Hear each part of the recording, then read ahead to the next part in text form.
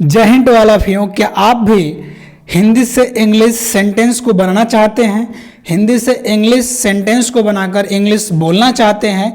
तो ये एक हम लोग सीरीज चला रहे हैं और इस सीरीज में आपको बताया जाएगा कि कोई भी हिंदी का वाक्य है, उस वाक्य को आप इंग्लिश में कैसे बनाते हैं।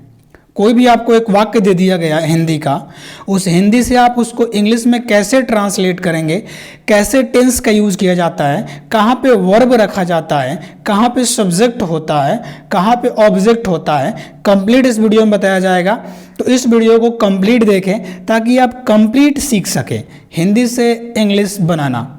ओके और ये आपको चित्र के माध्यम से, कुछ एग्जाम्पल के माध्यम से हम समझाने का प्रयास करेंगे।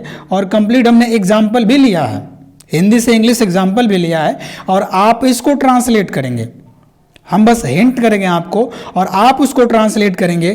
कैसे ट्रांसलेट होता है आज बात करने वाले हम लोग हैं, ठीक है। तो ओके, अब वीडियो को शुरू करते हैं, ठीक है। और दूसरी बात, अगर आप चैनल पे नए हो तो प्लीज़ इस चैनल को सब्सक्राइब करें और सपोर्ट करें और वीडियो को लाइक अवश्य करें ताकि हमको भी देखकर मोटिवेशन हो कि हम एक अच्छा वीडियो बना रहे हैं, एक अच्छा काम कर रहे हैं, लोगों को पसंद आ रहा है ना। तो देखिए, जैसे संडे होता है, छुट्टी होता है, वीकेंड होता है तो हम वीडियो बना देते हैं। बाकी हम भी तो टीचिंग करते हैं, जैसे समय मिलता है वैसे वीडियो बनाते हैं। हम भी यूपी गवर्नमेंट में टीचर हैं। बाकी आप है ना सपोर्ट करिएगा, देखिएगा। चलते हैं आगे। सबसे पहली बात करेंगे, देखिए हम लोग बात ये करने वाले हैं। तो देखिए यहाँ पे हम लोग का जो स्ट्रक्चर होगा, सबसे पहले हम एक बात करेंगे। आप बचपन में या अभी कोई भी एज में आप हो तो वॉइसेज आपको पढ़ाया गया होगा या पढ़ने वाले होंगे। वॉइसेज का मतलब एक्टिव वॉइस और पैसिव वॉइस। तो हम जितने भी सेंटेंस बोलते हैं, अगर कर्ता मुख्य है, प्रधान है, तो उसको एक्टिव वॉइस बोला जाता है। एक्टिव वॉइस मतलब क्या? कर्ता सक्रिय होता है। जो भी काम किया जाएगा कर्ता के द्वारा किया जाएगा, कर्ता पर नहीं किया जाएगा, कर्ता द्वारा किया जाएगा। मतलब कर्ता मेन होगा, मेन कर्ता होगा, मुख्य कर्ता होगा, सब्जेक्ट को आगे रखा जाता है, ठीक है। तो ध्यान रखिएगा, सबसे पहले सब्जेक्ट, ये स्ट्रक्चर ध्यान दीजिए। उसके बाद तो हम चित्र के माध्यम से समझाए ही हैं। पहले आप ध्यान दीजिएगा यहाँ पे इस स्ट्रक्चर को कि सबसे पहले क्या आता है? सब्जेक्ट। सब्जेक्ट यानी जो प्रधान, जो मेन होता है, जो उस काम को करता है, करने वाला सब्जेक्ट। उसके बाद इस सब्जेक्ट का वर्ब आएगी। वर्ब सब्जेक्ट के अनुसार आती है। अगर सब्जेक्ट सिंगुलर है तो वर्ब भी सिंगुलर आती है। सब्जेक्ट अगर प्लुरल रहे, बहुवचन रहे, तो वर्ब भी बहुवचन आती है। ओके, उसके बाद इस वर्ब का ऑब्जेक्ट आता है। सही है। तो एक लाइन में याद रखिएगा, सबसे पहले सब्जेक्ट वर्ब ऑब्जेक्ट, SVO आता है। अब बात करेंगे कि सब्जेक्ट वर्ब ऑब्जेक्ट मतलब क्या है। तो देखिए, एक चित्र के माध्यम से आपको हम समझाने का प्रयास किया है, आप समझिएगा। जैसे structure of a sentence in English. English में एक सेंटेंस का स्ट्रक्चर क्या होता है? जैसे मान लीजिए यहाँ पे कोई व्यक्ति है। ओके, अब ये स्टाइलिश दिख रहा है कुछ, कोई बात ना, ठीक है। अब ये व्यक्ति है यहाँ पे। अब ये व्यक्ति क्या है? काम करने वाला व्यक्ति है। काम करने वाला व्यक्ति, काम करने वाला व्यक्ति को क्या बोलेंगे? सब्जेक्ट यानी कर्ता। जो उस काम को करे, ये कर क्या रहा है? ये खेलने का काम कर रहा है। ये जो व्यक्ति है ये क्या कर रहा है? खेलने का काम कर रहा है। मतलब क्या कर रहा है? ये जो व्यक्ति है कर क्या रहा है? तो आप बोलेंगे खेल रहा है। क्या खेल रहा है? फुटबॉल खेल रहा है। लेकिन कर क्या रहा है? तो कर रहा है फुटबॉल खेलने का, खेलने का काम कर रहा है। तो जो कार्य होगा उसी को क्या बोलते हैं? क्रिया। करने वाले को कर्ता, जो काम करता है ना, जो काम करता है, उस कार्य को संपादित करता है, परफॉर्म करता है, उसी को तो कर्ता यानी काम करने वाला बोलते हैं, यानी सब्जेक्ट बोलते हैं, ठीक है। ओके, अब कर क्या रहा है? अगर कुछ ना कुछ कर रहा होगा, कुछ ना कुछ कर रहा होगा, तभी तो एक वाक्य बनेगा, तभी तो एक सेंटेंस बनेगा, तभी तो उसके बारे में आप कुछ बोलेंगे।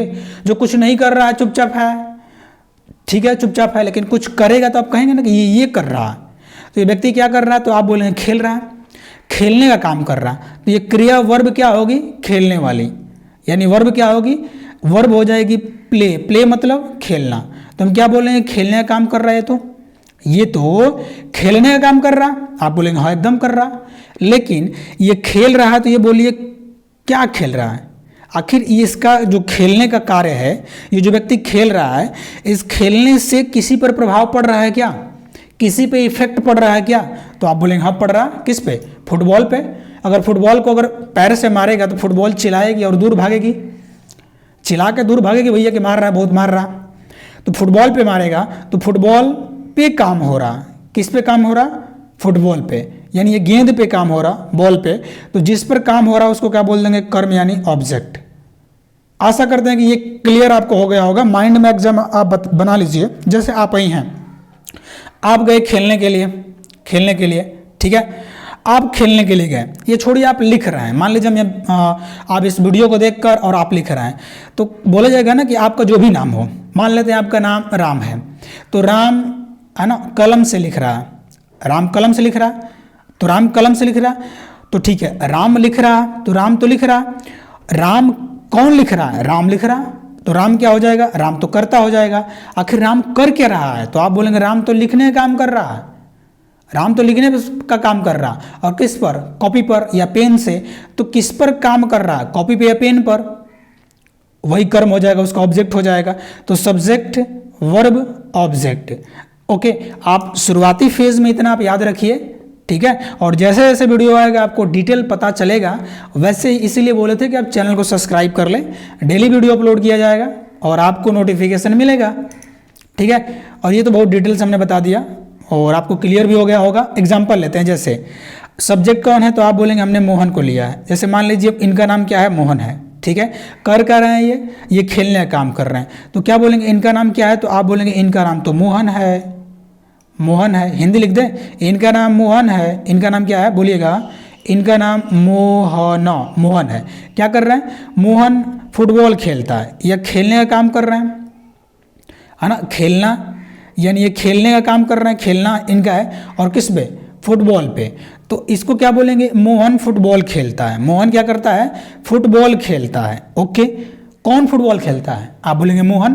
तो सबसे पहले सब्जेक्ट आता है, आपको बता दिया है, फिर वर्ब आता है, फिर क्या आता है, उसका ऑब्जेक्ट आता है, ठीक है। तो सब्जेक्ट करता कौन था, मोहन, आप बोलेंगे हाँ मोहन को तो पहले रख देंगे, ठीक है।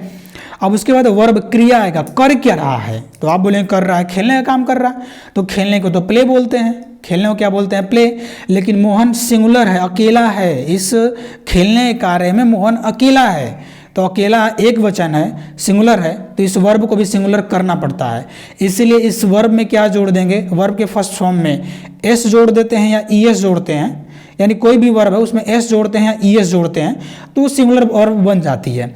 और किस वर्ब में एस जोड़ते हैं, किस वर्ब में ईएस जोड़ते हैं, हमने कंप्लीट टेंस ही पढ़ा दिया, 28 वीडियो में टेंस पढ़ाया है।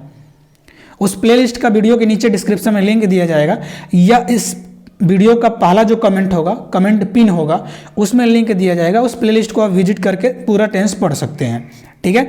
तो प्ले में हमने क्या जोड़ दिया, आप बोलेंगे प्ले में तो एस जोड़ दिया, तो क्या बन गया, प्लेज। और खेल क्या, खेलता है, क्या खेलता है मोहन, तो आप बोलेंगे मोहन तो फुटबॉल खेलता है, सही है।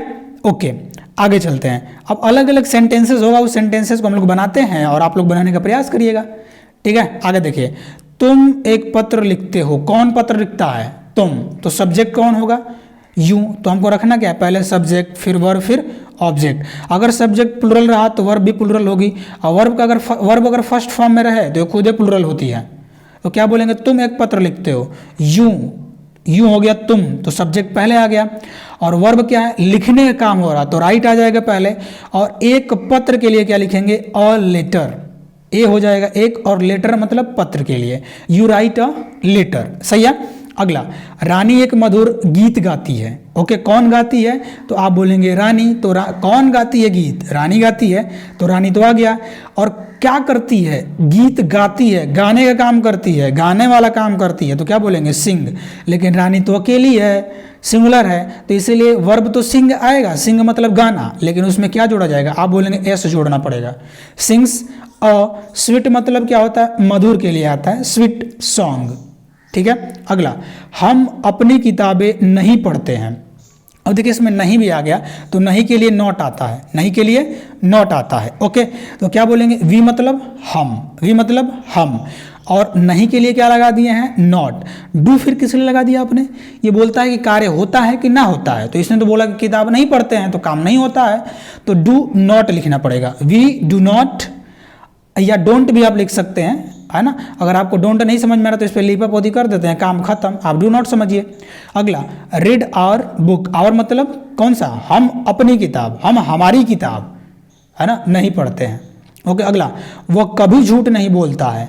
तो देखिए कभी नहीं के लिए क्या आता है, कभी और नहीं अगर आ गया इसके लिए नेवर आता है, नेवर आता है और बनता है सकारात्मक की तरह, वही सब्जेक्ट वर्ब ऑब्जेक्ट की तरह बनेगा, ठीक है। वह के लिए क्या लिखेंगे, ही।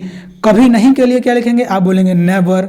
और टेल, टेल मतलब बोलना, और जब एस लगा देंगे तो क्या बन जाएगा, एस लगा देंगे तो क्या बन जाएगा, टेल्स, क्योंकि ही, सी और इट और किसी का नाम सिंगुलर होता है तो वर्ब भी क्या आएगी, सिंगुलर। और लाई, लाई मतलब झूठ बोलना, ठीक है। अगला, क्या वह एक किताब पढ़ता है, क्या वह एक किताब पढ़ता है।